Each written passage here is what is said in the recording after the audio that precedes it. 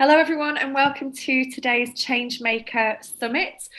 Today I'm really excited by the people we have here presenting and joining us. Today's session is called Arts, Activism and Power, a People Power, a Toolkit for Freedom.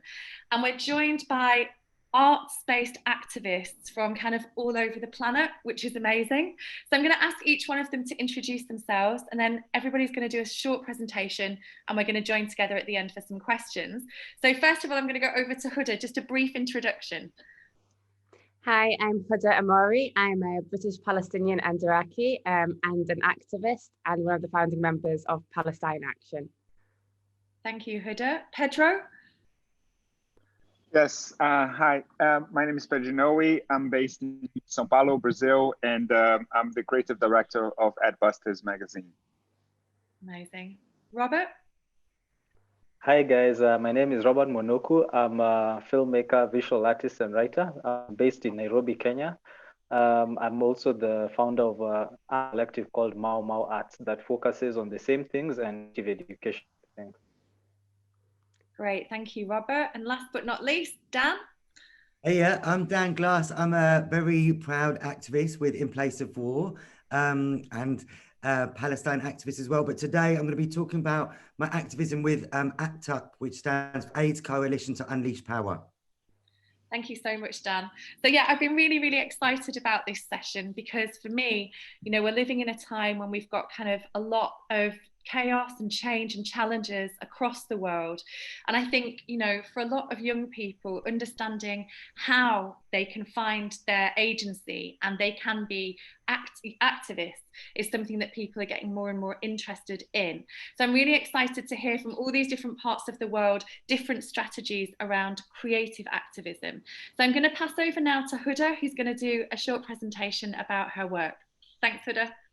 Thank you, and thank you for having me. I'm very excited to be here and to be amongst these other panelists as well. So I'm going to be focusing on Palestine Action and what we've been doing recently, but I'm going to start off with a bit of an explanation on the history of Palestine and why it's so important that people like myself and others take action in places like the UK and across the world in solidarity. So I'll begin with my own family story. Shortly after the 1920s, which is shortly after the UK handed over the land of Palestine in what they call the Balfour Declaration, which essentially allowed for the colonization of Palestine and allowed for the creation of a Jewish homeland in a place where 97% of the indigenous population were not Jewish, which meant that the only way to create this state was to ethnically cleanse the Palestinian people. It was shortly after this that my great-grandfather was shot and killed by a British soldier. And then we saw several years later, in 1948, with the aid of the British and the West, that the Zionist militia came and ethnically cleansed more than half of the Palestinian population from their homes in what we call the Nakba, which translates into English as the Great Catastrophe. And this system of ethnic cleansing, apartheid, massacring the Palestinian people continues to this very day and was never possible without the support of the UK and other countries across the world. And to this day, countries like the UK continue to profit, sustain, and carry on the system of apartheid over the Palestinian people. If we look at Gaza, for example, Gaza has been under a brutal blockade for over a decade, where they're stripped of their basic human rights, and they're not allowed to, people are not allowed to leave or enter, a violation of international law. And since March 2018, Palestinians would go and march to the fence, which has entrapped them under this brutal siege. And Israel would meet them with live fire, sniping down and killing over 250 Palestinian unarmed protesters and injuring over 35,000. And often they would use bullets, which they call butterfly bullets or high velocity bullets, which they shoot at a range and deliberately target young Palestinians, unarmed protesters, in the leg to deliberately disable them. Because when this bullet hits somebody in the leg, the only way it can be treated, because it explodes, is for the leg to be amputated. So on the first day of these protests, we've seen that a young Palestinian 20-year-old footballer had his whole life and career taken away from him for going to demand his rights to freedom. And these bullets and these weapons are being made by companies like Elbit Systems. Companies like Elbit Systems who actually market their weapons as battle tested because they test them on the Palestinian civilians in Gaza who are trapped under this brutal siege, where more than 50% of the population are children and 80% of them are refugees who've been displaced from other parts across Palestine. And we saw in 2014 when they killed over 2,200 Palestinians in 50 days, including over 500 children. And after attacks like this on the population of Gaza, they then market their weapons as tested. And the UK not only buys these weapons, they actually host Elbit Systems factories across the UK. So they have 10 sites across the UK. And this is a continuation of the colonization of Palestine. It's a continuation of the colonial regime and the British Empire. And to this day, we have battle-tested weapons on Palestinians being produced literally right in front of us. In central London, they have offices across the country. They've got factories where they're producing these weapons.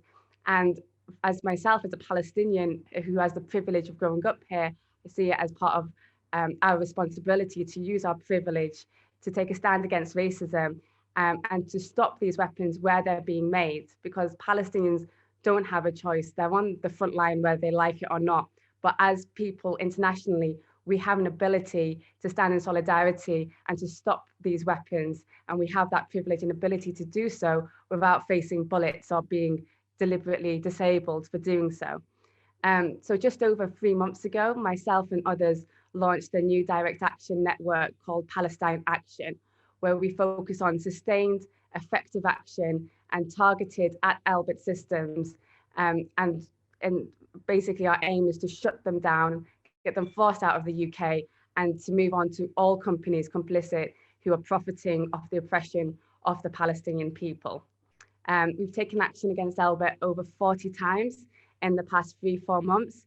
And we've grown massively with people across the country now taking action against Elbit, using tactics like ad hacking, throwing red paint across their offices and factories, smashing their windows sometimes as well, and throwing the red paint to symbolize the bloodshed by these companies. You know, they have their HQ in London, which just looks like a normal office block. And the idea of just throwing red paint, it makes it so that they can't hide under the guise of business as usual. They can't continue to, people can't just keep walking past and not knowing what's happening here, and to expose what's happening and to continue to do so and to disrupt their business until it's impossible for them to function here in the UK. And for that to send a message to all companies and institutions who wish to profit off the oppression of the Palestinian people. And often it's not just the oppression of the Palestinian people, it's the Kashmiri people as well, where the Indian occupation is also buying these weapons to use against the occupied people of Kashmir, where the UK authorities are buying these drones to surveil and stop migrants from seeking refuge in the UK. These companies are literally profiting from all forms of oppression. And that's why it's our responsibility as human beings, as people of conscience, to also be intersectional in how we act and to take action against these companies. So I'm going to just briefly show a couple of pictures of different actions that we've done, just to give people an idea. So this is an ad hack that we did quite early on, and actually just this was taken down ad hack and then painted on the backside of the original ads to kind of say, take up these spaces where corporations are using them for their capitalist purposes, and actually use that to put across our message of solidarity, and also show exactly what these companies are doing in such an overt way, because this is how they market them continuously. This was also put up in Oldham, where they have one of their factories, their key factories in Oldham, which has a very big Asian population. And this actually, even though it's something so simple, did really well and went around the local community, and to the point where the local council actually called an emergency meeting to discuss it because of an ad hack, which just pointed out that this isn't just happening to Palestinians, it's happening to the Kashmiri people, and it's being made here in the UK. And this was one that was done to a bus. It took quite a bit of work to figure out how to do this. Sometimes actually I think doing this it's easier to get on the roof of an arms factory sometimes than to attack the side of a bus, but I'll get on to that. And this is the Elbit HQ in London, where as part of Palestine Action, activists went and vandalized what they call vandalized, but through red paint, different paint on the front door. I mean, it kind of says it as it is. And our aim isn't necessarily, arrests, etc. Our aim is to cause disruption and damage to Elbit systems and associated companies. So a lot of these actions were done and no one was caught doing it, and there were no arrests made, even though that's obviously a risk. And this is when we stormed inside of the Elbit HQ building. They actually were on the 6th floor, so we managed to get to the 6th floor for red paint across the inside, graffiti the inside as well.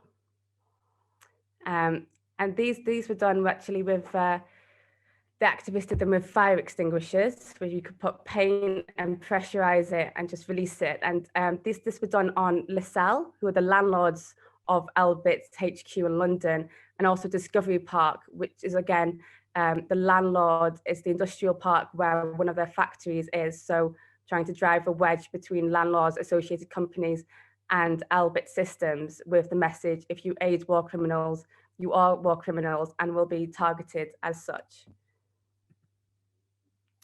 And this was a demo that we had done as well, where we called for public demo, and there was activists who had also planned to do some direct action at the site during the time.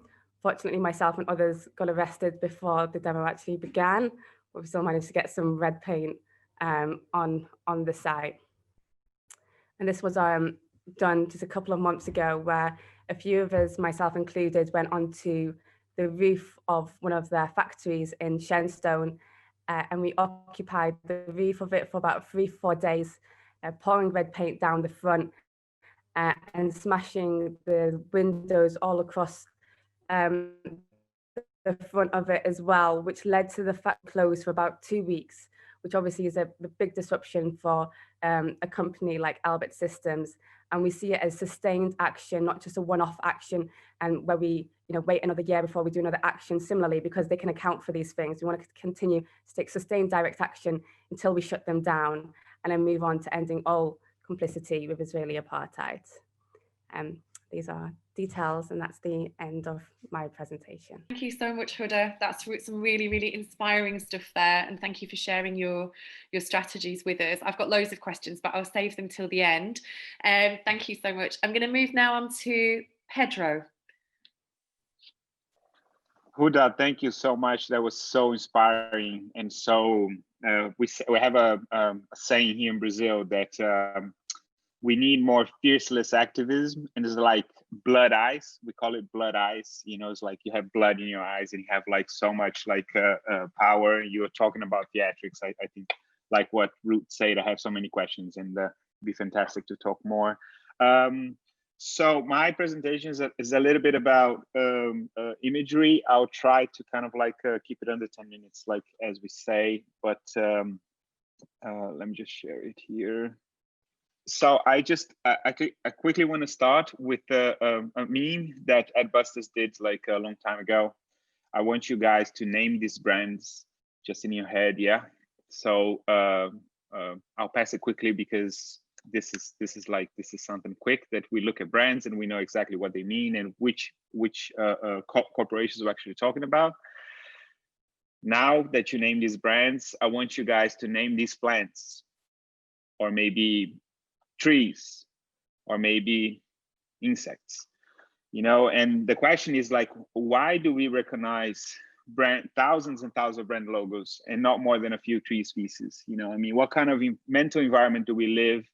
And when did we all agree that this was this okay? Was this the deal, of this kind of like modern life? So I grew up in an age of excess, so it's like all of my friends were making money, it was the beginning what we call pop culture, consumerist corporate culture, and everyone wanted to sort of like win in life, you know. And so this culture told me that everything was possible as long as I had the money. But deep down, it was telling me that I was alone and I was competing against everything and everyone. This culture told me that the bigger something is, the better is, the shinier something is, the better, the loudest something is, the better. It told me that sugar was good, but no problem, eat lots of sugar. You told me that junk food was good. You told me that I shouldn't worry about plastic, you know. He said that that I had all the choice in the whole world, and that this was a well-functioning system, call it democracy. It also told me that I shouldn't worry, that there were no questions to be asked, just move along. Everything is fine as long as I kept shopping. And so growing up in a society like this, the advertising messages and the images that surround us are always telling us and promising us things. And particularly on my case, all the images that kind of like reached me was always like, you are a powerful individual. You can change the world. You know, the world is ours, you know, and there's so much promise for your future. But actually, reality soon catched up, you know. The world was actually being trashed and caged and burned and slaughtered. And we were never taught, and no one ever taught us how to connect one image with the other. How all these things were kind of like parts of the same world, you know, where in one place it was this fantasy, this promise, you know, this idea of future, but actually it was in reality was something that was completely different. So Adbusters was founded in 1989. It was an independent force, you know, that was disputing the minds of people using aesthetics and culture as a battleground. This is Kalle Lantz. He's the main editor-in-chief, and back in '89, he founded together with Bill Schmalz the magazine. And so the magazine is a reader-supporter publication with no advertising. And the fact that there's no advertising, that it allows the magazine to be a journey. If you look at any other magazines, the ad breaks, they are like someone, you don't have to pay attention to the ads. So in a sense, you can just flick through the magazine without actually paying attention. But we like to use the ads as a comment to the kind of like mental environment that we create, that we kind of like grow up with. So in that sense, I think that Adbusters could actually be seen as a journey. Maybe it's a journey of the individual times, you know, it's like, what is the story of this individual person that is living through these crazy times? But maybe it could also be the story of humanity. You know, it's like, what is the project that we are doing on planet Earth? You know, why are we doing what we're doing and where we actually headed? You know, the subtitle of the magazine is The Journal of the Mental Environment. So just like we can trash and pollute the rivers and oceans and cut down forests, we can do the same with our minds, you know? So I think it's kind of like important to talk about that the magazine happened during the 90s, and you know, and during the 90s, image-based culture had a completely new arena to sort of, you were expanding to like unforeseeable ways. You know, there was already a battle to everyone's minds. You know, and this is I think where it kind of like gets interesting, because Adbusters created this culture of subvertisement, of spoof ads, of culture jam, you know, and that's like the hacking concept of getting something that was kind of like that existed in popular culture, you reappropriate it and you kind of like give back to reality. And in a sense, that's like the meme before the meme. You have to understand that this is pre-internet times, you know, and so Adbusters understood that you had to use the magazine as a platform to talk back, you know, because when you live through pre-internet times, you're talking about TV and radio, which is just one way. There's no way you can talk back. So quickly, what the foundation, the Adbusters Foundation, realized that this was all about was kind of like to create campaigns, you know, and the idea that you actually create campaigns is that you launch this idea into the world, and you ask people to sort of organize their own. And it's great because Buy Nothing Day, for example, that it actually happens on Black Friday in the US, and on Saturday the international, we ask people to stay 24 hours without buying anything. And it's amazing, like how people in Japan took on a life on its own. In London, they did completely different things, it becomes like a festival, and the idea is to let go. It's like Advisors doesn't want to sort of be credit for that. You just want to spark the idea and people sort of take it and go it and do something like this. And I think that the letting go part is interesting because it's kind of like almost like is a muscle that needs to be flexed every day. The idea of how do you learn to let go, which brings me to our kind of like a most successful campaign that we had back in 2011. We were in Spanish. We were inspired by the Spanish Encampadas and the Arab Spring, and the magazine printed this poster in August 2011. And this is it. It said, "What is our one demand?" It had the ballerina and the bull, hashtag Occupy Wall Street, September 17th, bring 10. And I think that the most interesting thing for me is that the whole Occupy movement that went out to be like a global movement started off out of this one single image that we're actually looking at, and I think that says so much about the world that we live in, when just one image can actually create such a movement, and kind of like goes to, for me, is like, what is the power of this one image that we sort of like in this kind of like society that we're living through, we have to understand that we are living in a moment in history of humanity that there's more information out there than any other time in the history of humanity. It's like, can you imagine, it's like the amount of information in the stratosphere. There's 350 PowerPoint presentations being done at every second. It's like greenhouse gas emissions on a psyche level. It's like global warming inside our heads. And what are the consequences of this overload? What are the consequences of this amount of information? That's very important. We have no defense mechanism against. This is John Berger. John Berger talks a lot about this. It's almost like you can choose not to read a text, but you cannot do that with an image, and no image, when the image, they come in no matter what, and there's no way to kind of like stop the image. And the only way to stop the image is to actually read deeper and to understand what we're actually looking at, So John Berger said something really interesting, that he said that all the images that we see are influenced by our ideas of beauty, of truth, of taste, of class, and gender. No image, it's innocent. There's always a bias. We see what we look at, and to look is an act of choice. I'll give you a typical example, of the Mercator map. The Mercator map, if you think of the globe and how do you transform the globe into an actual 2D physical kind of like a flat map, you have to come up with the idea of what is south, what is north, what is below, what's above. And in a globe kind of going in space, there's no above or below, there's no left or right, and you have to kind of like put that down. This map in particular that we see in a lot of classrooms around the world, that map was drawn in 1569. It's nautical ends because it's using straight lines. Europe, it's at its center. Africa and South America are distorted because of the sizes. So basically, when you show this map, you're telling a worldview that is imperialistic, there is colonial, there's European, and there is white. And this is something that we are not used to, looking at an image, kind of like questioning deeper and try to understand what we're actually looking at.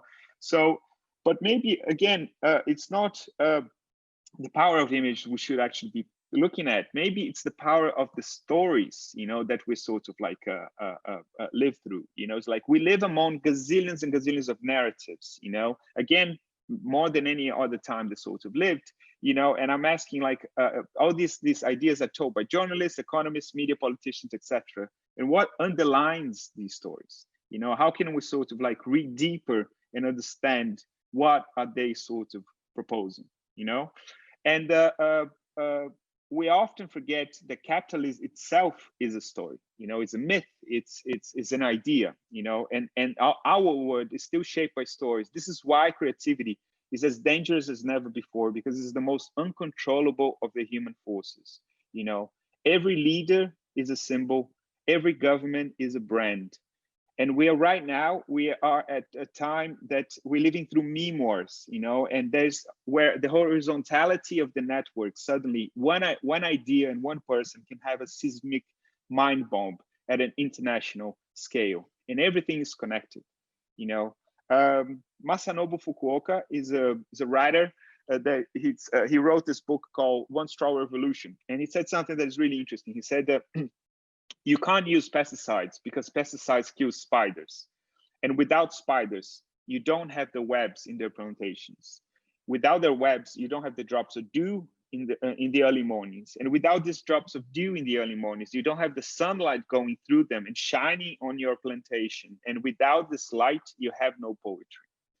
And that kind of like reminds me a little bit of what someone said about design. And he said that you never design just a chair. You always design a chair in the room in the house, a house in the street, a street in the city, city in the country, a country in the world.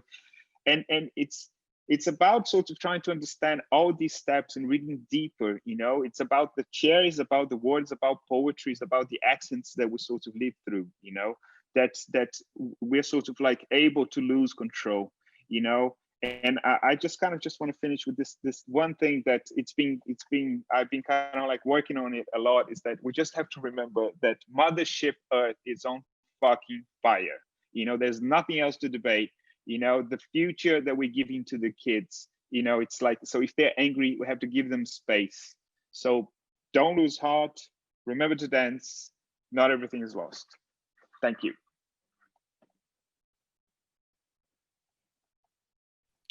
Wow, thank you so much, Pedro. That was amazing. That was incredible.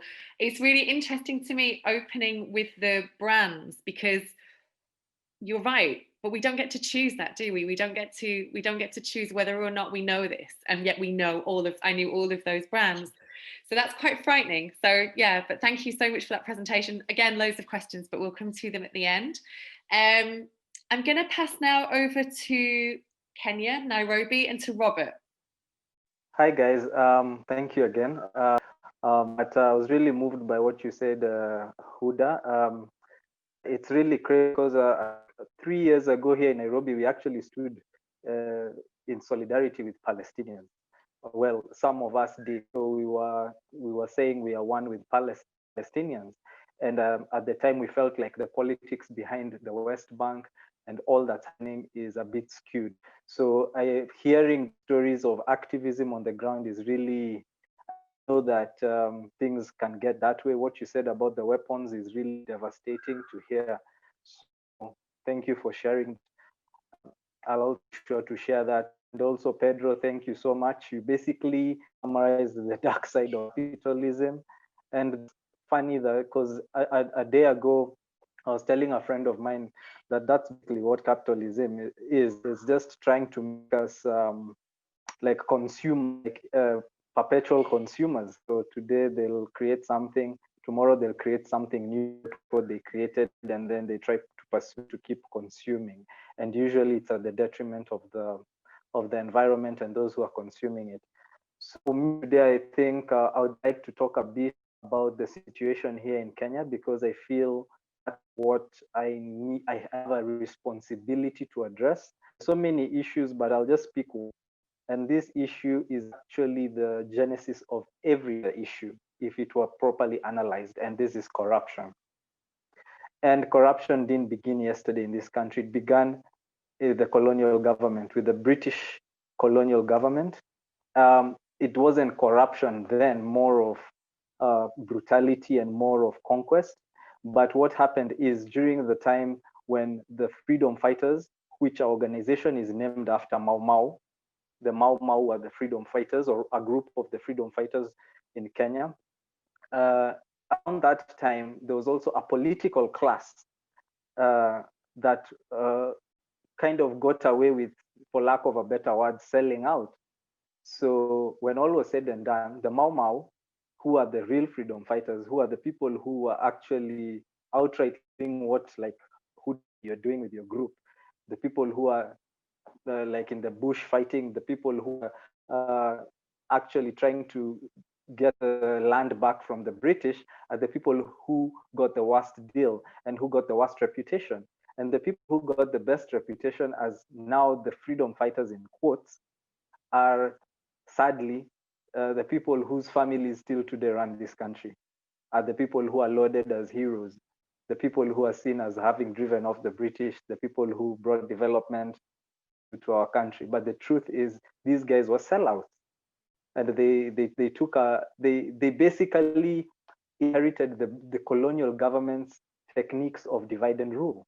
So what happened? Being heterogeneous ethnic nation, we have about 70 subcategorizations of communities living in this country, and about 44 officially registered ethnic communities in a very small country, if you think about it, because you look to Rwanda, who had only 2 communities, it's a big difference. So what the political elite did around that time we got independence, when the British conceded, is they just took on, they inherited the British divide and rule technique. They inherited the British way of plunder. And what they did is they used the existence of these ethnic communities to create discord. At that time, we had there was something called the Kennedy airlift. Around that time in the 60s, Kennedy, with one of the now real leaders in this country called Tom Mboya, had an arrangement where people from Kenya could go and stay in the United States, and it was called the JF Kennedy, I think, airlift. And one of the beneficiaries is the late Nobel laureate Wangari, who was an environmentalist. So we had this class of people who were born around the 1940s and 1930s being taken to the United States to learn, and they came back later and they became the pioneers of what would be the development class, or the new what they call the young guys of this country who would bring about change. But likewise, at the same time, there was competition between this class, and the competition came about in terms of who was to access resources, who was to lay claim to leadership. So what happened is the government of the ended up doing a lot of political assassinations, a lot of plunder, and that lingered on till today. When you talk about the 1980s, we had an attempted coup when the first president was killed like 4 years later. And ever since that time, 1982 up to 24 years later, basically, or close to 20 years later, we had one president. And that one president was our second president. Between 1982 and 1991, we had multi-party rule in this country. Basically, we were not a democracy, whatever democracy means, but we were a single party. In 1991, because of the end of the Cold War, and obviously we have the likes of the Americas and the West trying to kind of, like win over some of these states they had in Africa.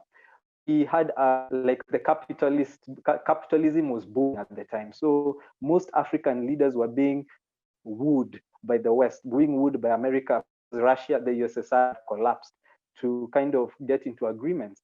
And this was the era of the SAPs, the SAP structural adjustment programs, where we would literally like sell out our country, and we were looking to private key areas of our economy, areas that you need private. So at that time, there was a push, and there was pressure on our then president to give to cede to this demand call for multipartism. So 1991, there was multipartism declared through a constitutional amendment, and after we had different political parties other than the main political party, notwithstanding for the next close to 10 years, they were rigging elections anyway. But key landmark in our history was in 2002, when the opposition came together and they threw out this president, who was our second president. At that time, tribalism was suspended. And at that time, Kenyans did not care who is what tribe or what. People were just fed up of the plunder, they were fed up of the stealing. Between 1992 and 2002, 18 years old in 2002. and I had only seen one president my whole life up to 2002, and I voted, by the way, at that time. So at that time, Kenya was a pariah, because this president was actually he had driven our economy to a shambles. There were a lot of human rights violations. People could not say anything. Like what I'm saying right now, tomorrow I'll be dead. And this is what people were faced with. Sadly, this did not last. And 3 years after 2002, it was back to the same thing. The political leaders who would come together, they became selfish, or maybe they were selfish all along because they just wanted to remove this one guy, and they started fighting amongst themselves, and they resorted to the same thing, using divide and rule. And as we speak, fast forward to today, Kenya remains one of the most ethnically sensitive in terms of the diverse communities that we have, nations in East Africa. And every election brings with it fears of violence, of post-election violence based on ethnicity. So the key to here is how politicians use divide and rule based on the ethnic communities to create discord, to continue the culture of poverty, because Kenyans are really getting into a tough economic time. Right now, the cost of living is over the roof in this country. The middle class is literally closer to being poor than ever before. With the pandemic and in an economy that depends mostly on informal businesses, or what you call the blue collar economy, and now with the lockdowns, with the curfews, with the restrictions of movement, the economy is in a shambles.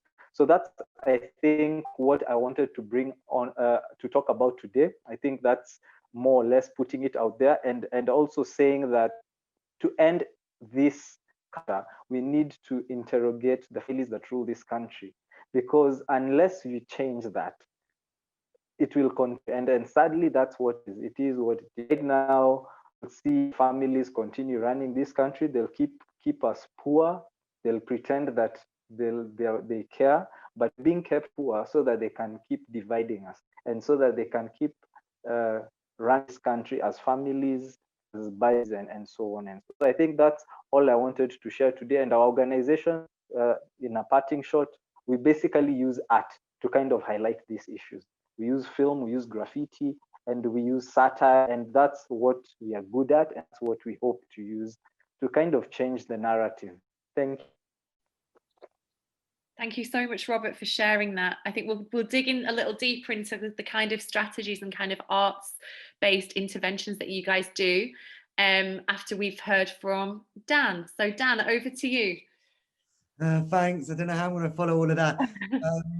Thanks so much. I think this conversation is so important at the moment when we're living in, like you said, the age of corruption more than ever, deceit, confusion, people turning in on each other. This is such a good opportunity to sharpen the saw when it comes to creative activism. And it's so good to see our other speakers. I just want to say thank you, Huda. Always so good to see you, mate. And also, you know, the work that you do is just relentless. It's Palestine Day, a week today, which is good in a way that we remember Palestine, but we shouldn't fucking do it on one day of the year. We should be like taking action 365 days a year like you do. Pedro, like everything you do with Adbusters. Without you, when I was a teenager, when I found Adbusters, and I was just reading crap, misogynistic stuff like FHM and Loaded, like Adbusters properly changed my world. And thank you, Robert, for just reminding us about the importance of interrogating the root of what we do, and obviously the etymology of radical being root. If we get to the symptom, you know, we need to get to the root of everything rather than the symptom of nothing. And I think that's probably a common overlap in our activism, to dig deeper, get to the root of all the injustices that we face, which is often the British Empire. I am an activist with AIDS Coalition to Unleash Power and a few other things, but what's close to me at my heart at the moment is HIV activism, is World AIDS Day on December the 1st, where we remember the dead and fight for the living, the 36 million people across the world who've died because of government inaction and pharmaceutical greed. And the original aim and ongoing aim of AIDS Coalition to Unleash Power is until there is healthcare for all. And we're so far from that. And the root causes of the HIV pandemic and the COVID pandemic are very much the same in so many ways. And hopefully we can touch on that a bit. I think one commonality between all of our activism is the personal is political, that transformation starts with ourselves. And on many different angles, similar to Huda, our connections, our histories are very much overlapped. I'm Jewish, my grandparents were Holocaust survivors. And if there's anything I will do in my short time on the planet is not let the Holocaust happen to anyone else and their story be manipulated and utilized to oppress other people in Palestine. And living with HIV for now a long time, 15, 14 years or something, you know, I realized that art was a tool of survival for me. That often, if we don't have a creative outlet, we turn in on ourselves. So ACT UP saved my life when I found out about them. But I've just got a few pictures. I feel a bit like I'm paying tribute to Neil Buchanan from Art Attack, which is a British TV show, because I drew them myself. I'm a big fan of popular education, which is the opposite of banking education, which is the formative education, which makes us all passive, submissive, and regurgitating the capitalist, patriarchal, colonialist crap that we're fed. Here's a picture. Picture number one is the kind of animation of popular education. This is, sorry, the animation of banking education, which is the formative education that most of us get, that we're seen as empty vessels to be fed by dominator culture, that we can't speak for ourselves. And if anyone knows, particularly people who are oppressed by dominator culture, we can very well speak for ourselves and we can ask questions for ourselves. And the essence of popular education, which is born out of the country where Pedro is from, out of Brazil, is to cultivate curiosity, to dig deeper, to ask the question, but why, but why, but why? And when you're living in a dominated culture, asking questions is exactly not what they want. We're told to stop asking so many questions and shut up, basically. But asking questions is the most essential thing to cultivate curiosity and to change the world. So if you are at school age and you're listening to this, go to school tomorrow and ask all the questions, because that's exactly what we should be doing. Here's a picture of, just to say, a lot of these exercises are from two of my favorite toolkits, Training for Transformation, which is born out of the Black consciousness movement and popular education. And we utilized a lot in the anti-apartheid movement. And Beautiful Trouble, which is a now global art activism toolkit. You can find all the toolkits online, beautifultrouble.org. And these are just a few of the thousands of exercises. This is what's called the Holon, where as agents of change, we should ideally be thinking on 4 levels simultaneously, all at once. When we're trying to, which you do in Adbusters so beautifully, particularly with, you know, the Occupy image, for example, where we should be thinking on the first kind of sphere is self to self, transformation starts with ourselves. Secondly, our communities, like our literal neighborhoods. Thirdly, our societies, whether that's our city, our country. And 4, on a universal level. And social change happens on all areas all at once. That's what we should be aiming towards. And when we connect with ourselves on the personal level, it resonates across the world. This is another of my favorites, which is an animation of a bird in a cage, which is the kind of relationship between the oppressed and the oppressor consciousness, which is a key kind of concept within popular education, how we all have the ability to be the oppressed and the oppressor. And if we're not careful, we'll as the oppressed, we'll step into the shoes of the oppressor. That's classic victimhood mentality, which we see in a lot of the contexts that we organize around. Here's one of my favorite quotes from the civil rights poet and author, Maya Angelou. The cage bird sings with a fearful trill of things unknown but longed for still, and her tune is heard on the distant hill, for the cage bird sings of freedom. So basically, draw a bird in a cage and see how it resonates with you. are we our own worst enemy? And if we are our own worst enemy within closing ourselves in our own cage, how can we get out the cage? Is the door open? And how can we boot ourselves out of the cage? What does the bird represent? What does the perch represent? What does the food represent? What do the grates on the cage represent in terms of the things which oppress us? And they might be ourselves. And how can we break out of that? Two last training for transformation exercises before I go on to ACT UP. This is one of my favorites, like, which is what you all do so beautifully. Like in the digging deeper process, the questioning process, the consciousness raising process, how can we deepen consciousness? How can we cultivate levels of awareness? And this is called the 4 levels of awareness. And essentially, as agents of change, how can we enable ourselves and our communities to move from naive consciousness to questioning consciousness, to liberating consciousness, to transforming consciousness? And let's take the example of Palestine. When you go to a lot of places in Palestine, you will see on one side of the street, I'm thinking of the Jordan Valley in particular, in Palestine, on the Palestinian side of the street, parched ground with no access to water. On the other side of the ground, you'll see beautiful water-rich gardens. So living in naive consciousness, which is easy to do when we're just completely oppressed by domination, a manifestation of naive consciousness might be like, oh, well, it's just our bad luck that we don't have access to water. That's what God would have wanted. Then as a community activist, as a facilitator, as an artist, it's the first stage of questioning.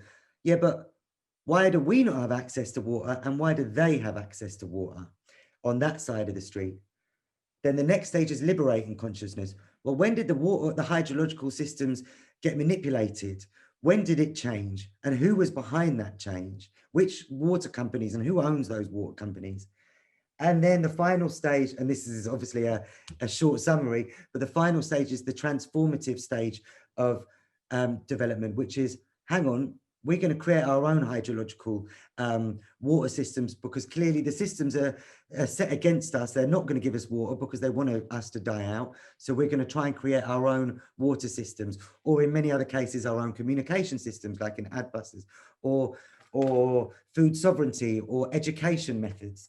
So that's naive to questioning, to liberating, to transformation. And then the last one is essentially how we can go from functional areas of development to structural change. So in classic NGOization, there's an amazing article by Arundhati Roy called Engineerization of Resistance.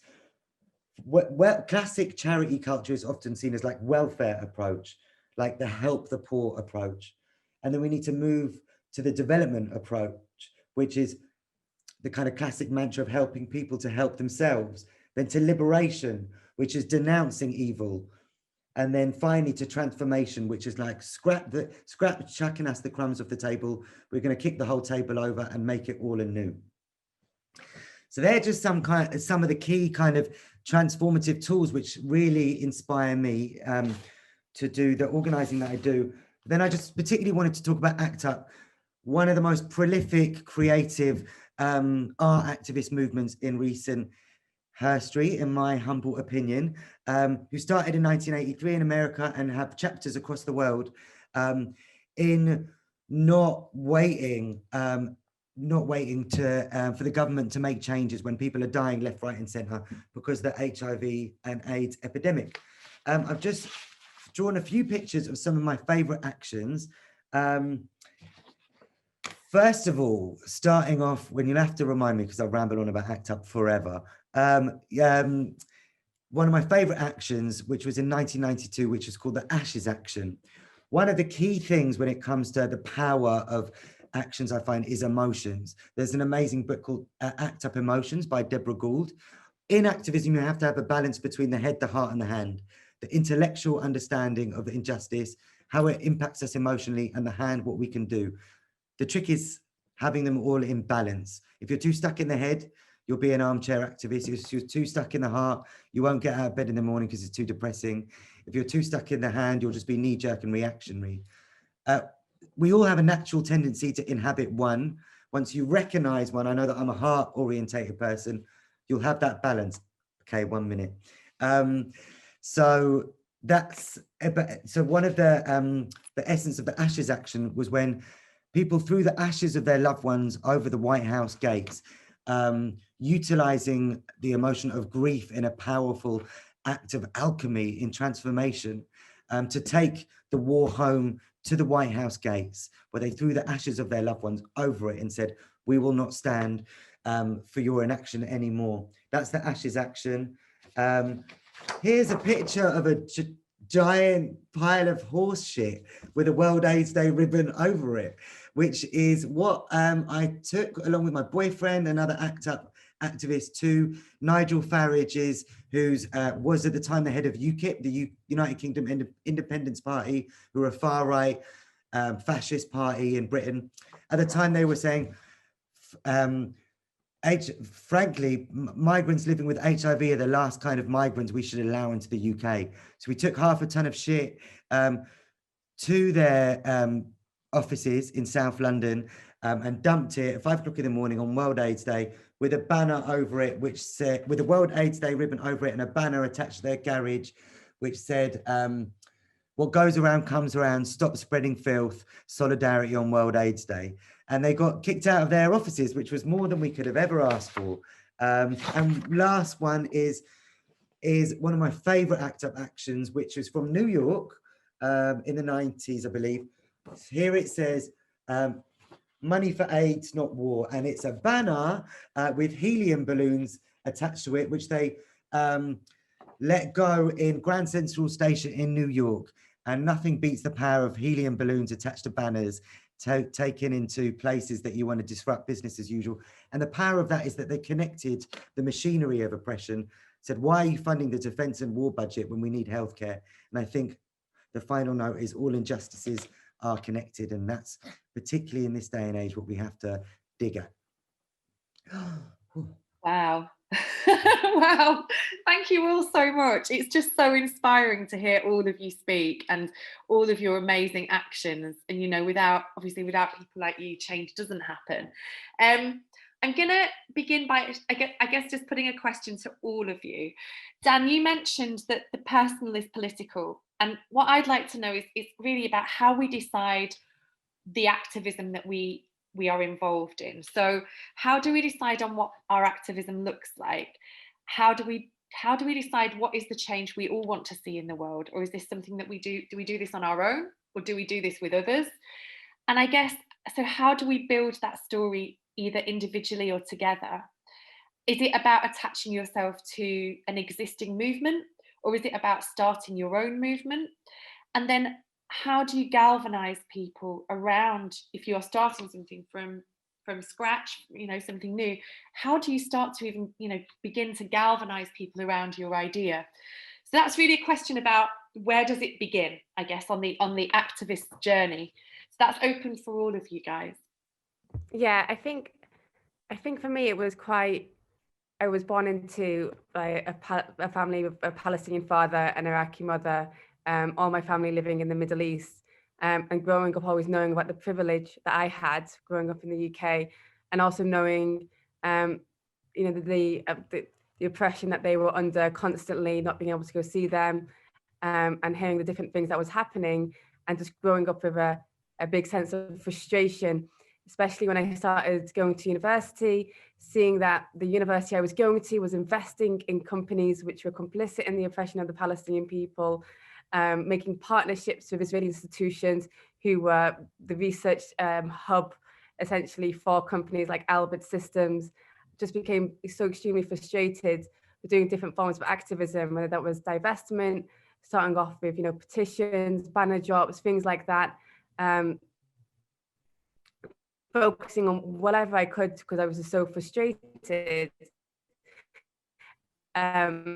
And then getting to a point when you start to realize, okay, if this, a lot of times in the activism I did beforehand at university to change things, or appealing to the UK government, or being told, you know, the best way to do it is to go lobby my local MP, when actually you come to realize, okay, if this same system is the reason that we have these issues in the first place, and they're continuing to maintain it. And you start to understand that actually it's more convenient. It's not that there's lack of education. I think a lot of time for parliamentarians, I think they know exactly what's going on, but it's easier to turn a blind eye to these issues. It's easier to benefit from it. So I think myself, the person of being political, was realizing that I had a lot of privilege being in the UK. And then if I had that privilege and it was a democracy, like they call it, then surely you should be able to make some change through that. And actually deciding to go and empower myself and others around me to go and do direct action and take the power back into our own hands, where we go, we're not going to wait around for the people who continue to sustain this colonialism across the world to change things, and to put the power back into the hands of the people. And I think just starting by empowering yourself and going out and doing those things and making the changes that you want to see, then other people find it refreshing and join in. And that's how we build a movement, and realizing that not only are you empowering yourself by doing something and going out there and taking direct action against these companies and changing what you want to change, but also you're bringing alongside other people with you, and you're making hopefully sustainable and real change for people across the world. So by empowering ourselves, we can also make real dynamic change for people who've been suffering under the British Empire for decades, if not centuries. Great, thank you so much, Huda. Dan? Oh, great question. I think there's a few ways to answer that. I think the first one is, I'm sure we've all been in a space where we get really frustrated that people, when we're getting angry about a situation and people aren't jumping on our bandwagon. We all know life's so short. So instead of being like waiting and getting frustrated that people aren't jumping on your bandwagon, just role model the work, like Huda says, role model the world that you want to create. Start the project, learn by doing, like work in a process, like feed forward rather than feed back, which is like what is good and what could be better next time, because we have to be activists for the rest of our lives in a healthy, holistic way. So just start creating the projects and see how it resonates. Role modeling is that kind of key concept. I think the other element is like the relational activism. We've talked about this before, Ruth. Of course, we're all big fans of like iconic, audacious actions. But one thing that one of my dear friends once said to me is that 90% of the efficacy of transformation comes from the everyday acts of love and solidarity. Having a cup of tea with your mate who's really depressed, who might be facing evictions, going to the hospital with your friend who's got to pick up their HIV medication, who doesn't have anyone else to go with. The everyday acts of solidarity. The penultimate point is being, obviously we all know that the most oppressed have to lead the issue themselves that's oppressing them. But there's the role of allies. And it, again, relating to World AIDS Day, one thing that always stuck with me, which I heard, like, I don't know, 10 years ago in an HIV activist meeting, one guy stood up to this other guy and said, "You've got no right to talk because you've got HIV negative privilege." And I was like, what? The whole point of being an HIV activist is we don't want people to get HIV. That's the point. So we have to challenge a lot of the oppression Olympics, I find, and enable a culture where, yeah, as the people who are affected by the injustice, we have to lead it, but building space for people to support and be allies in the ways that they can and cultivate those skill sets. And lastly, I think it's just being an activist or being a human is just recognizing the daily joys that we have amongst all the oppressions that we face. And there's a tattoo that I've got on my arm, which is one of my favorite writers called Etty Hillesum, who was in the same transit camp as one of my grandparents, who were all Holocaust survivors. She died in Auschwitz, age 29, and she was a pioneer of living with hope and wonder, even when we're facing such struggles. And the quote is, "We may be sad and depressed by what has been done to us. That is only human and understandable. But we ourselves are our own worst enemy. If we inflict the pain upon ourselves, I find life beautiful and I feel free. The sky within me is as wide as the stretching above my head." She died in Auschwitz, age 29, but she made damn sure that every day before that, she would have a laugh, even when and like support others, even when she knew what would probably happen. Wow, amazing. Thank you so much, Dan. Pedro. This is so inspiring, people. Thank you so much for this. This is like it's not my typical Saturday Sunday morning, but it's amazing. I want to pick up on a few things that Huda and Dan spoke about. I think it's important as well for us to put the context of the kind of world that we're living in. You know, I mean, we have the same, the dates that Huda talked about, the dates that Dan talked about. They're like 30 years, 40 years, 50 years ago. And in a sense, we have the history repeating itself. But because of the amount of information we have, there's more context. We kind of understand that these things are kind of like repeating themselves, you know? And I think that this is the timing for actions are super, super important, because all of a sudden we can understand it's like people are fed up. You know, I think that what's happening with the current government that we have here, Jair Bolsonaro is a far-right government, a little bit in the UK with Boris and the Trump government, they're kind of like related in the sense of kind of like people are fed up. They want to try something different, you know, and then you have the far right in a sense kind of like invaded in as the anti-establishment. They managed to kind of hijack that idea in a sense, you know. So I think it's the game, it's changing really quick, and I think that again we have the power to inspire people, you know, be it with bold action by kind of like showing the connections, going deeper, reading deeper, telling, you know, like, oh, you're consuming this is connected with this is connected with that. Exactly, like I love that piece of that phrase that Huda put it on her on one of the actions that you said, if you aid war criminals, you are a war criminal. We have to build these bridges and make sure these things are connected, you know, and we understand the word deeper now. We can know how the backstage works in that sense. So I think that the timing for now for all these actions is super important. Another thing is that we have to understand the power of communication, you know, like how Donald Trump and Jair Bolsonaro used WhatsApp and fake news as terms of narratives to kind of like build upon, you know. And I think that, and again, I remember like there's this story, which is like this one guy, he wants to help a friend who has a disease and decides to make this challenge, and which is he's throw a bucket full of ice in his head. You know, there was one guy having one idea, and all of a sudden, boom, it's all over the world, and everybody's kind of like, help me, and everyone's doing it, you know. So I think it's beautiful that we have the possibility of kind of like making things so wild and so big. But I do as well want, I don't want to kind of like say that only ideas like these counts, you know, because I guess like going back, especially during COVID times, I don't know how you guys are feeling about that, but my anxiety levels are like super high. I get emotional with like any sort of commercial I see.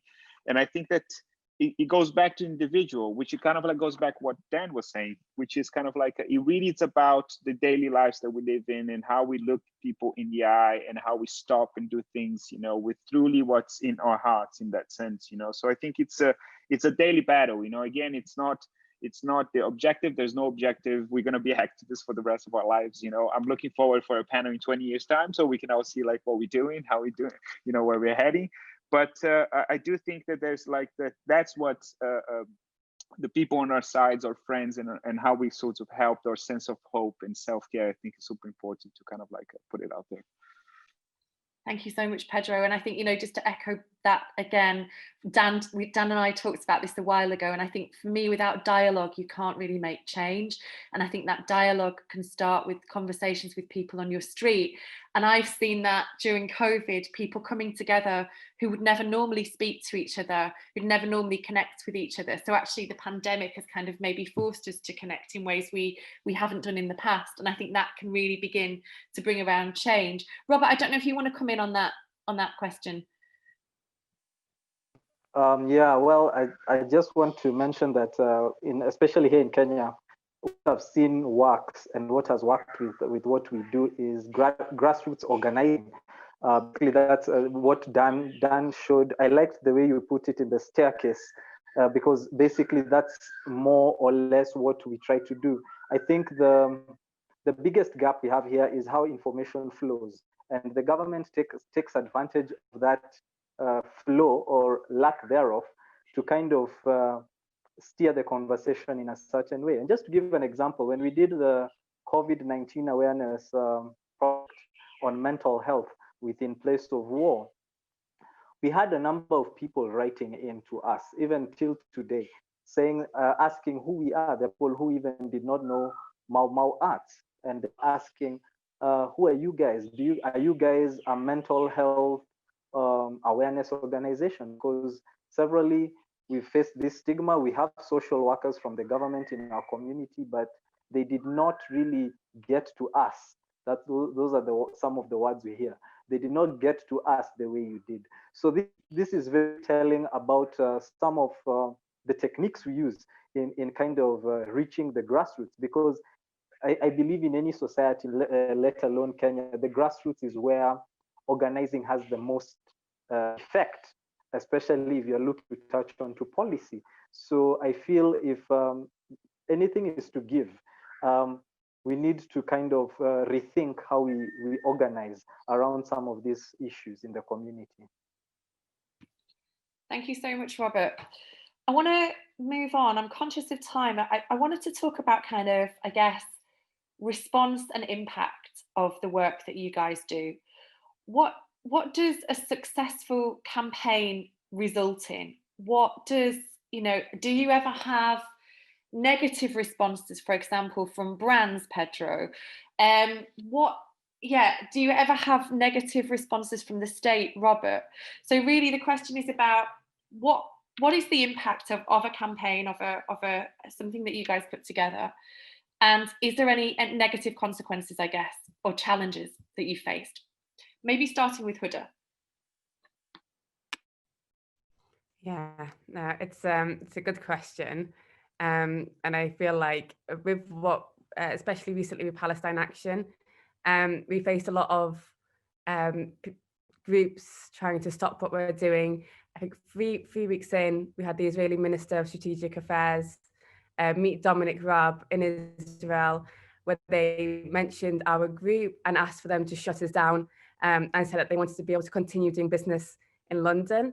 And I mean, for me, when I found that, I was on a pro-Israel news site, I was elated, because I was just like, wow, you feel like I'm doing something which is reaching these people, and they must be running scared. And obviously, if these people are running scared and trying to stop us, it means what we're doing has the potential to work and go further.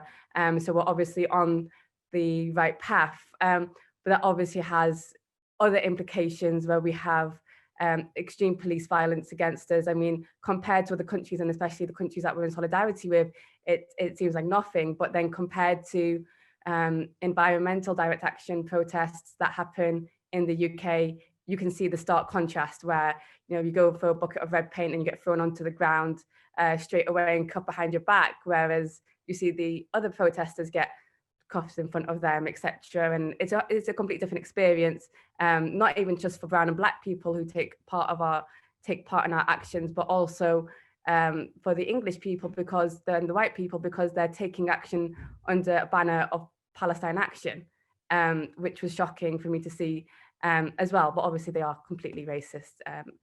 But as well, it's not just even, we get it from that. Facebook tried to ban our pages recently. GoFundMe won't put up our pages. And then we find groups even like Open Collective, which came out because of COVID, and mutual aid groups to support the accounting system, who then stop our donations at the peak of our donations. So on Balfour Day, which commemorates the 100 years since the Balfour Declaration, 103 years it was, on November 2nd, where we had many actions planned across the UK. At the peak of our actions, they got a complaint from Lawyers for Israel and decided to block our donations immediately, which obviously at the peak of your actions stops a lot of donations coming in. And this is a group which is, again, supposed to be supporting grassroots, etc. So I think when you're doing something which is pushing the line and pushing things further, and you are going to face so many challenges, but at the same time, that also makes us think, you know, what we're doing is the right thing. And if we just keep pushing forward and trying to push past these obstacles, and the biggest thing about these obstacles is that they want to distract you from what you're doing. They want to distract you so that you're taken away from what you've been doing in the first place. I think continuing to plow forward, finding different ways around it and saying we're not going to rely on any third-party platforms. We're going to build our own systems in place so we don't need to rely on these other things.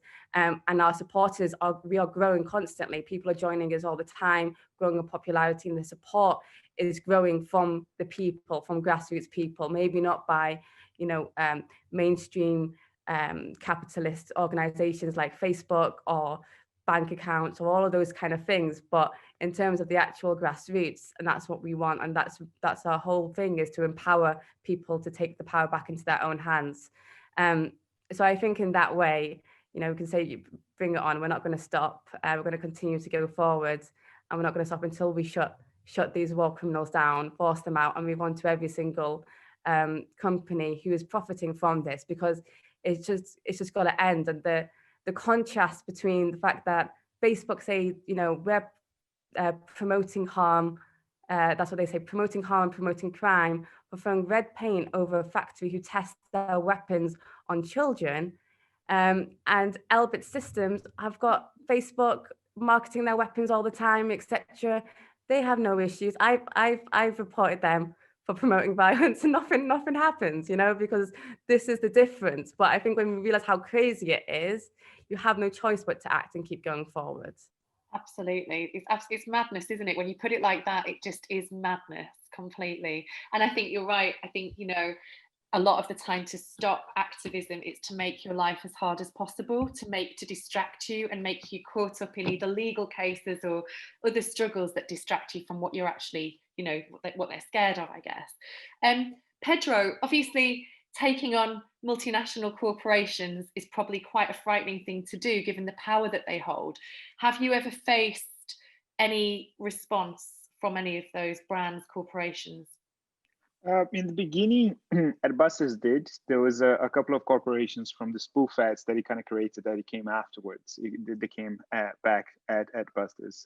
At Busters actually started as, the beginning of At Busters actually was a response to an advertising that was running around. The Canadian logging industry had an advertising back in the 80s, which was in order to save a forest, you have to cut down this forest. It was like one of those classical, you know, like mental mind fucks like that advertising usually do. And basically what happened was that they decided to create an advert in response to this advert and kind of run it. And then they realized that CBC, the Canadian Broadcast Corporation, didn't allow it to air it because they were not kind of like so again, they have all these kind of privileges as well, which is like, if you want to play the game, you have to play the game. And I think it's perfect when Huda says about the Facebook, which is the same kind of privileges, but in a sense kind of just updated for today's world. You know, who gives more money? Is it Huda Groups or is it the actual, you know, manufacturers company? You know, and I guess like when we start reading deeper and questioning these things, you know, and putting it in the way that she sought to put, what does vandalism means? And what is this? What is the kind of vandalism? Is vandalism throwing red paint or killing children? You know, when we actually say it like this, it's a problem of kind of like finding the correct metaphors to really make people understand, be it in irony, be it with making jokes, be it like in a spoof ad, kind of like making people confused, is this an action advert or it's not? You know, I would like to kind of like put up the work of Bill Posters as well. He's doing like with deep fake, which is fantastic, you know, kind of like really mixing it up. You know, what are these powerful celebrities saying different things that kind of like goes deeper into that, you know. And I think that a lot of the corporations that came after us, we made so much noise that they kind of stepped back, you know, because again, it's almost like this is an important thing, guys. It's and this is what maybe just getting out there and see if this kind of like provokes anything on all of you. But Trump got elected mainly because he managed to keep his name being running over and over and over and over. You know, it's like the system that capitalists created was the fact that the more you say someone's name, be it good or bad, you know, the more publicity you give to this person. You know, in that sense, what you want to keep doing is that you keep on the top of the narrative, kind of like really framing the narrative and putting out there for people to sort of discuss. You know, sometimes there's like bad actions and there's some like negativity. It's like some things happen that we're not dealing with how can I say, it's not a fair game. You know, it's like we're not dealing with great, you know, people that are like playing a game and they're playing, you know, they're playing dirty. They have much more money than any of us could all have. You know, they have control of the networks, they have control of the communication means and so forth, you know, and they play dirty. So it's kind of like, but what do we have in our hands? And I think we spoke about this before, Ruth. It's, we have inspiration, we have storytelling, we have culture.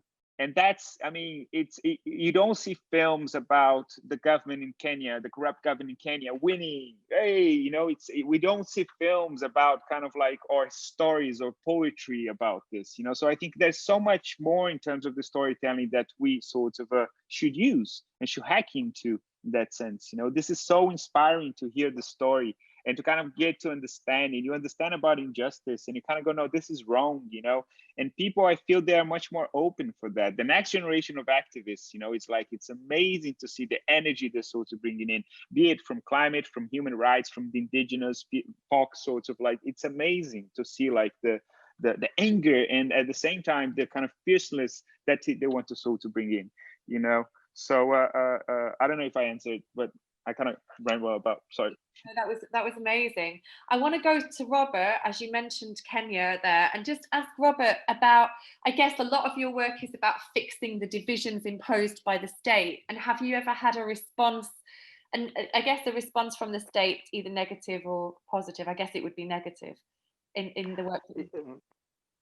Yeah, well, here it's become more of a kind of a subtle warfare because what they do is they cripple you systemically. They make sure you don't get. Nairobi is a very small city and it's the capital city. By any standards, we are very few. In less than a day, you can exhaust all areas in Nairobi. I mean, you missed that during the arts-based education, but Nairobi is very small. So if the government wants to cripple you as an individual or as an organization, they do it very fast, systemically. And by this, I mean, you'll not get any contracts. If you're a filmmaker, you'll not get contracts. If you're looking for jobs, you'll not get jobs. And like closer home in the work we do, for example, we did a bio prelude film, a short film about how the government victimized military personnel during the 1982 attempted coup. That film has been very poorly received by what I would call government institutions. And I don't see it winning any awards really, because it clearly talks about how till today, which is almost 30 years on, my dad is one of those officers, ex-officers, who have not got compassion for injustice. So what the government does is they muzzle you systemically.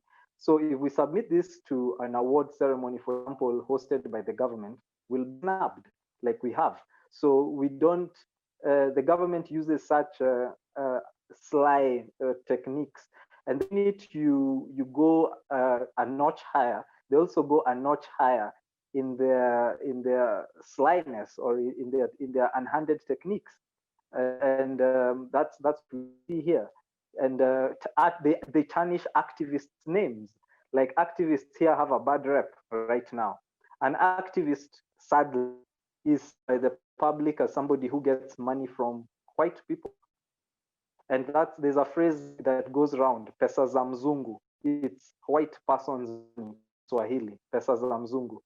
If you're an activist in Kenya, 90% or let's say 70% of the population thinks you're getting money foreigners to do your activism. And this is not a coincidence. This is systemically created by the powers that be to kind of undermine the work that activists do, the work that community organizers do.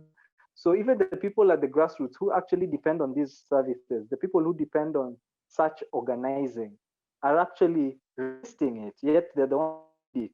They're resisting these activists, they're resisting these community leaders, because now there's that notion that these people are being paid. They're being paid to do what they're doing, and it's not reaching the grassroots.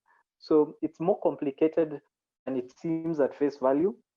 But yes, the short answer is yes, they do, and they have kind of put these barriers and subterfuge to kind of undermine the work we do, especially when it criticizes what they are doing. Thank you, Robert. Just going to pass on to Dan just to finish this question. Dan, I mean, in terms of responses, you must have had them all. I remember reading something about you'd gone to a far right to protest against like the far right, wearing like a glitter jacket. And I think there was some kind of violent response, you know, and you must have experienced it all. Talk maybe through a couple of examples of responses that you've had to the work you've done.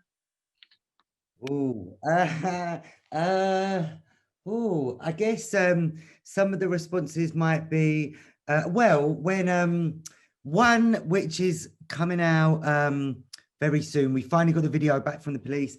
Again, Nigel Farage, where would I be without him?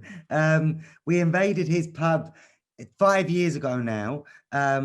This was actually one of my favorite protests, which I was lucky to be part of. We invaded his pub with lots of different groups who were affected by his bigotry and UKIP's bigotry, because we created a cabaret in the spirit of the Weimar era on the 70th anniversary of the official end of the Nazi Holocaust, to look at the parallels of the war then and fascism now. And of course, we all know that wars don't end just when governments say they do or when they start their victory parades. They continue for generations and generations to come. And I'm sure grief of oppression, ancestral grief, is something that motivates us all. Anyway, we went into the cabaret in his pub with parodies of all the bigoted things that he was saying.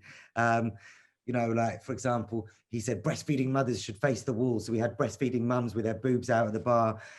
He blamed when it was bad weather, when gay marriage was introduced, they called it the UKIP weather scandal. And he said it was a sign from God. So we had queer people in tiny little pants dancing to It's Raining Men, the front of their pub. He blamed traffic on the M4 when he was late for a meeting on migrants. So we had like a migrant traffic jam, just like a satirical piss take of all the shit things that he was saying. And he spun it very well and said, and we saw him in the pub opposite, and we did a conga line around the pub with all the different groups, learning about each other's struggles, singing We Are Family. And he said we scared his children when we knew there were no children there at all. But he spun it very well. But we got the CCTV footage, and now, of course, we've got the evidence to show what we knew all along. There was no CCTV. There was no children there to scare. So you've got to roll with the punches, basically. You know, you've got to learn about how your enemy operates, and just try harder every time. I think just a few responses to like how we find the strength to carry on, even when you know, things might backfire initially. Then we're like, okay, we'll carry on in the spirit of praxis, the action reflection cycle that is at the heart of popular education. One book which inspires me is The Great Turning by Joanna Macy, who's an American author and activist. She kind of frames activism in three kind of pillars, and they're all reciprocal. One is obstructing bad things, so like direct actions, occupation, civil disobedience. Two is creating good things, permaculture projects, education programs. And three is general consciousness raising. But they all work in reciprocity. And we have to, you know, obviously sometimes there's a lot of ego and macho bullshit when it comes to actions of like, why are you not on the front line? Why are you not getting arrested? It's like someone might have kids, or they might not have asylum rights, so they can't do that.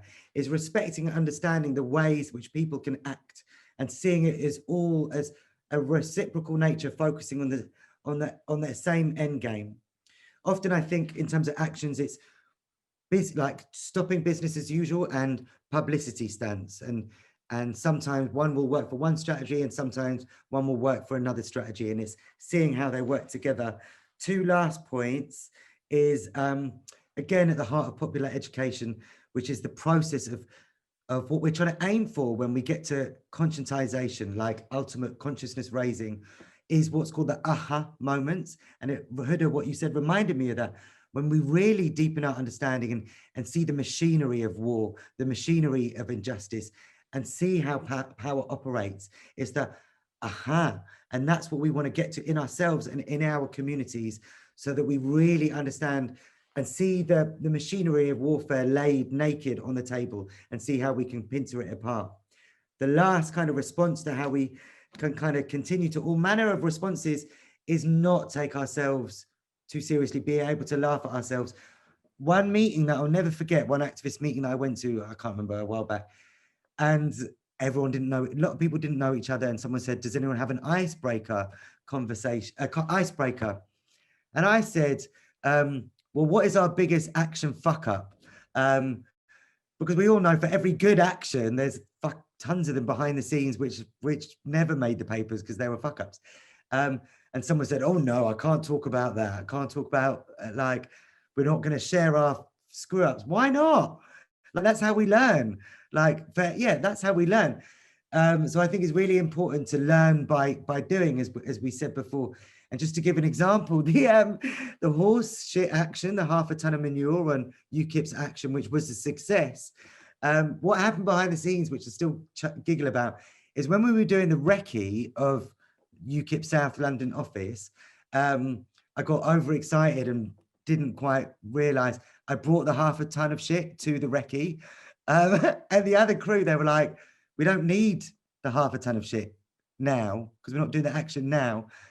So there I was, stuck by a tube station in central London on a Sunday night with 1/2 ton of shit and had to go home. So often when you find yourself on your own in a street with no one about you with 1/2 ton of shit, don't lose hope, because you've got to laugh at yourself. So that's the one point there. Thank you, Dan. Yeah, so okay, we're really against it with time now, so I think we've run over by quite a bit. We could probably stay and talk forever about activism, but I'm going to have to wrap this up. So I'm going to ask each one of you just very, very briefly.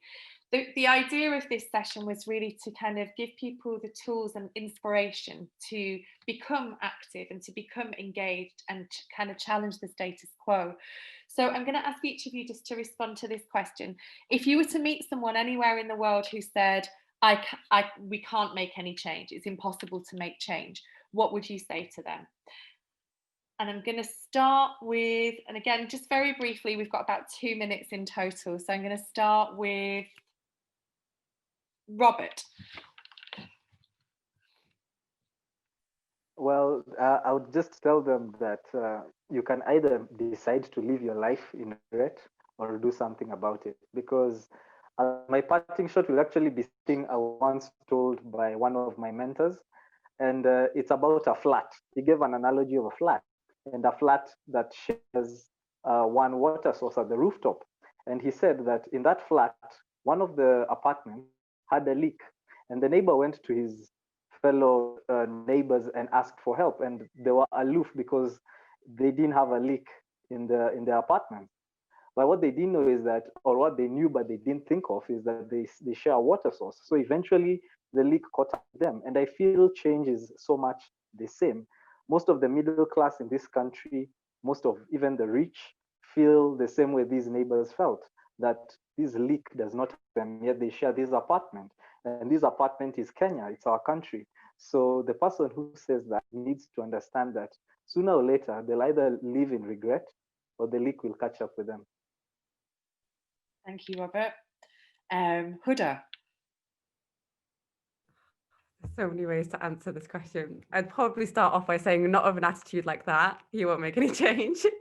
And second of all, I'd say that actually a lot of our problems and issues and history has shown that actually change can happen when people work together and collectively to try and drive change forward. And third of all, that a lot of our problems come from less than 1% of the global population. So that actually, if all of us came together, then the math says it all. We can make change together if we support one another and work together and drive that change forward.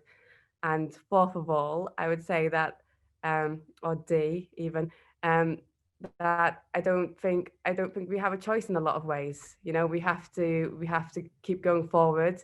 And even if it comes to the end of my lifetime and you don't see the change, even if you're just one step closer, then the fight is all worth it. And we have to keep fighting, because otherwise our world's gone to shit. It's all going to go on fire. People continue being killed. And so we have to keep fighting. Amazing. Thank you, Huda. Pedro?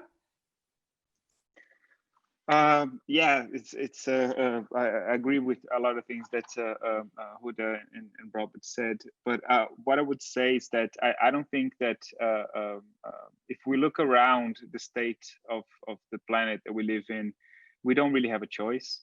I think it's just a matter of time for things to really start to pick up. And I guess, like, I would understand the fact that it's difficult to imagine change, but at the same time as well, it's kind of like, what do we believe as change? You know, most of the times we think that there's a silver bullet, there's one action, there's one thing, there's one objective that might actually happen, and to actually dissolve that into 1,000 million ways of actually doing this, and not just one little thing. You know, there is no silver bullet. There's just 1,000 and thousands of bullets that we just have to keep going, keep fighting, to keep pushing what we sort of believe in. Totally. And finally, Dan. Great question.